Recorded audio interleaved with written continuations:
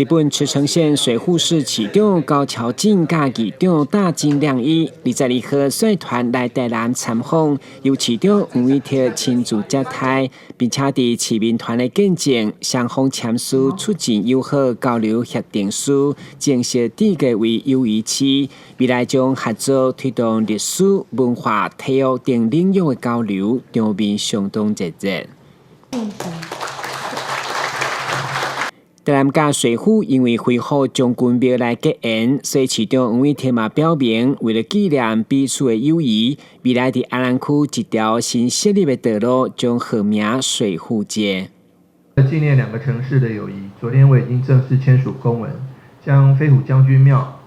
所在地的安南区的一条新的道路上命名为水户街。我相信在许多因为友谊所打下来的基础以及期盼上，两个城市未来共同发展